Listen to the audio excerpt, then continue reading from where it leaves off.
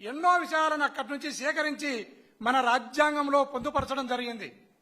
ఈ రాజ్యాంగం అర్థం కావాలంటే నువ్వు జాన్ డియో రాసిన డెమోక్రసీ అండ్ ఎడ్యుకేషన్, ఫ్రెంచ్ విప్లవాన్ని చదివితే రాజ్యాంగం అర్థమవుతుంది. రాజ్యాంగం అర్థమైతే నీకు ప్రజాస్వామ్యం అర్థమవుతుంది. ప్రజాస్వామ్యం అర్థమైనప్పుడే నీకు ప్రజల హక్కులు, ప్రాథమిక హక్కులు అర్థమవుతాయి. అయ్యా చంద్రబాబు నాయుడు, నీవు ఒక మనిషి యొక్క ఆలోచనను నియంత్రించాలనుకోవటం నీ క్రూరత్వానికి అది పరాకాష్ఠగా భావించవచ్చు.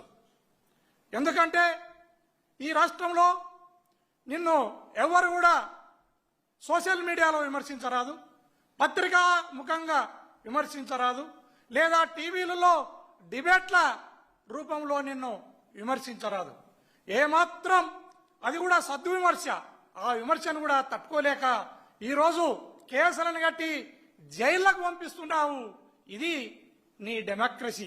అయ్యా చంద్రబాబు నాయుడు, నువ్వు ఎలక్షన్ల కంటే ముందు ఏం చెప్తివి? సంపదను సృష్టిస్తా, ఆదాయాన్ని పెంచుతా, ప్రజలకు పంచుతా అంటివి. ఇప్పుడు ప్రజలకు పంచేది పక్కన పెట్టి ప్రజలను ముంచుతున్నావు. నీ కుమారుడు లోకేశును పెంచుతున్నావు. దీన్ని గుర్తుపెట్టుకోవాలా? నువ్వు రాయలసీమ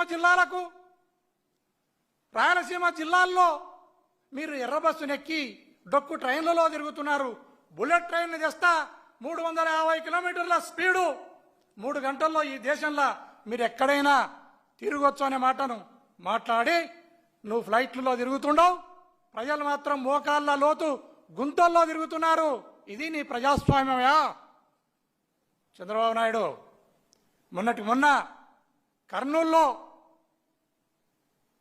చీప్ లిక్కర్ తాగి, బెల్ట్ షాప్లో మద్యాన్ని తాగి ఆ పిల్లవాడు మోటార్ సైకిల్ను ర్యాష్గా డ్రైవ్ చేసి చనిపోతే ఆ చనిపోయిన దాన్ని పత్రికాముఖంగానో లేదా సోషల్ మీడియా పరంగానో మాట్లాడితే దాని మీద కేసులు కడతారు.